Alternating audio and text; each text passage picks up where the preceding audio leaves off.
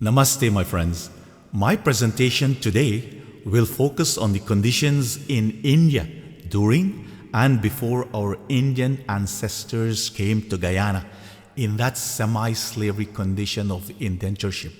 I hope to present the historical context of why they left.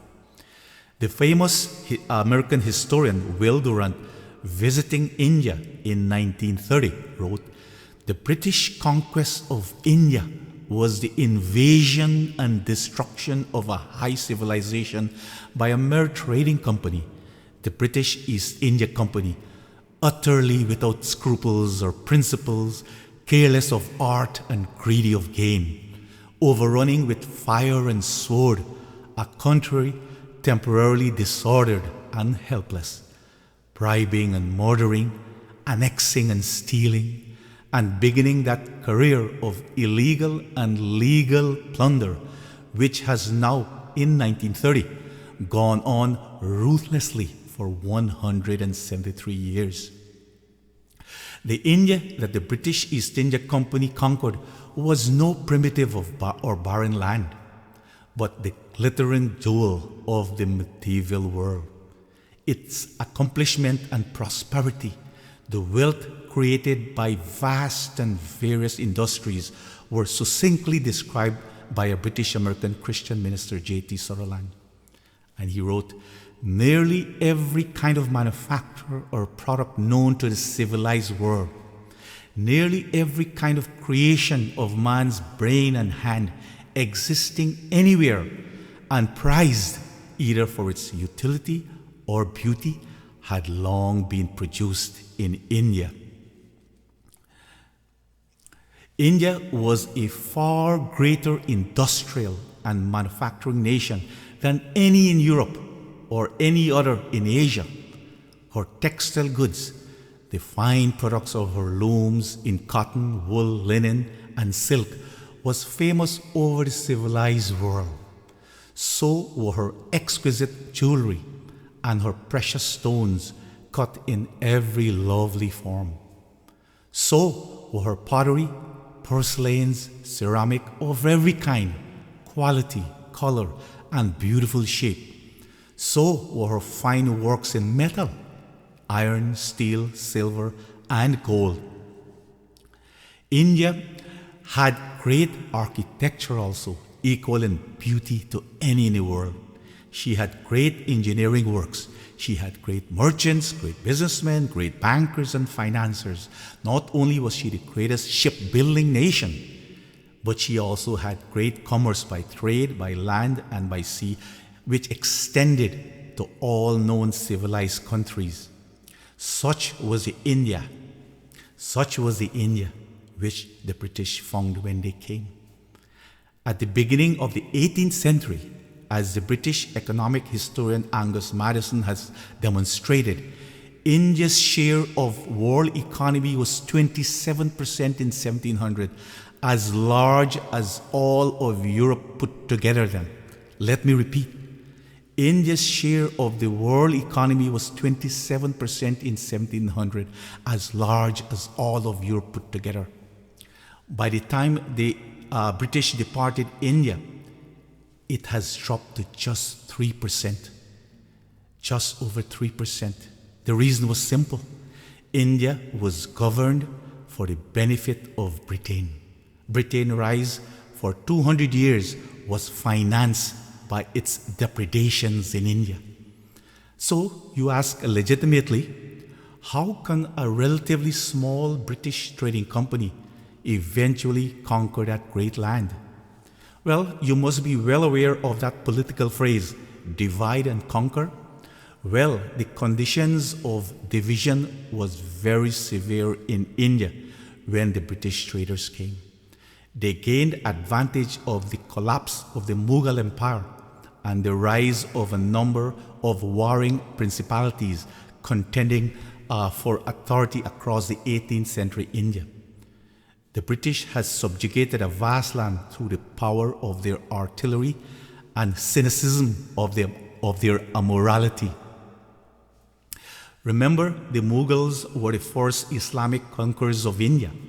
Their empire was in disarray in the 18th century, largely due to the Persian invasion. India was in a state of collapse after the spectacular sacking of Delhi by the Persian Nadir Shah in 1739 and the loot of all of its treasures. The Mughal capital was pillaged and burned for 8 long weeks.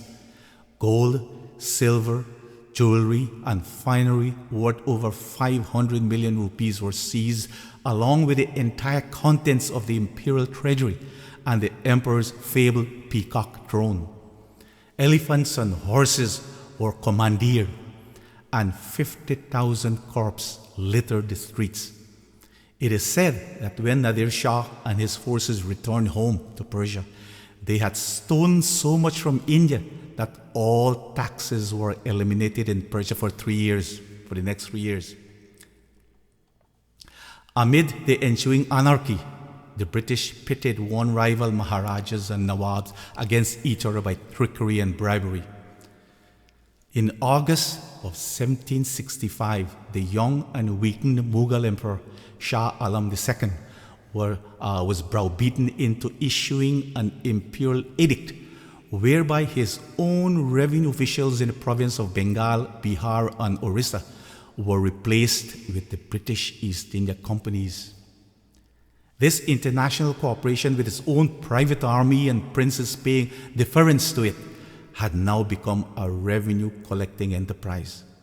India would never be the same again. The East India Company, with an army of 260,000 men at the start of the 19th century, and with the backing of the British government and parliament, had a stranglehold on India. Britain's Industrial Revolution was built on the destruction of India's thriving manufacturing industry. Let me repeat. The great Industrial Revolution in Britain that most high school child heard about was built on the destruction and theft of India's treasures. For example, the British systematically set about destroying India's textile manufacturing and exports, substituting Indian textiles to British ones that were manufactured in England. India had enjoyed a 25% of the global trade in textiles in the early 18th century, but this was destroyed. The company-owned stalwart administrator, Lord William Bentinck, wrote that the bones of the cotton weavers were bleaching the plains of India. With the collapse of its manufacturing and the elimination of manufactured goods from its export rosters, India's share of world manufacturing exports fell from 27% to just 2% under British rule. Exports from Britain to India, of course, soared as India's balance of trade reversed, and a major exporting nation became an importer of British goods. Historian Will Durant, the famous Will Durant, writes that the tax defaulters in India, tax defaulters were confined in cages and exposed to the burning sun. Horrible. Fathers sold their children to meet the rising tax rates. Unpaid taxes meant being tortured to pay up, and the wretched victims' land being confiscated by the British.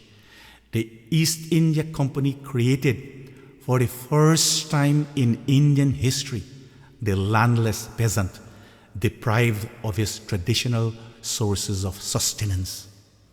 Millions were thrown off their land as a system of taxation was imposed that tied the output from the land to ownership and production.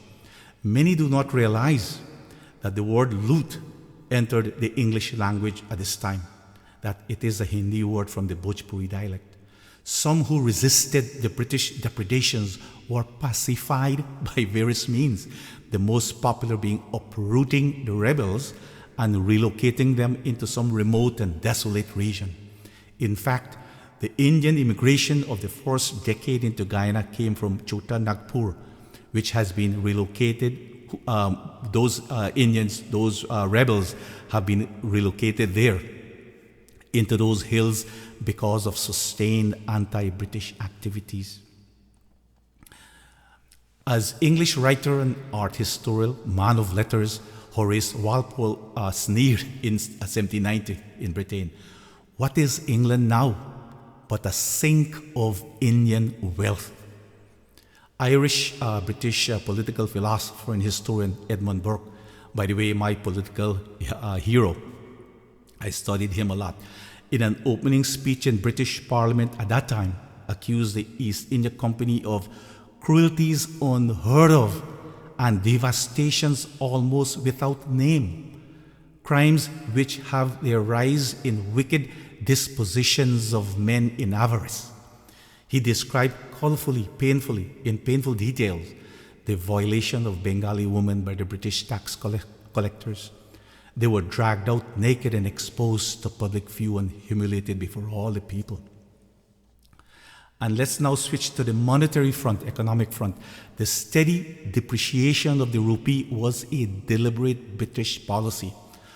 A currency, the rupee, which had once been amongst the strongest in the world in the 17th century, was reduced to a fraction of its former value by the end of the 19th.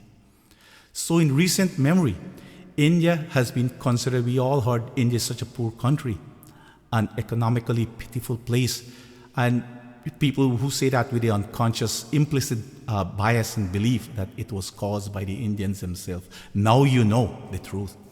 It was the deliberate result of systematically planned policies by those who ruled India, the British. Unfortunately, India continued to be poor after independence since the British left, because Pandit Jawaharlal Nehru, who took over, and his daughter Indira Gandhi, who came later, followed the horrible, stifling bureaucracies. They left those bureaucracies, British bureaucracies, in place. And they also included the exorbitant taxation system. Plus, of course, they exchanged colonialism with the other despicable system of socialism.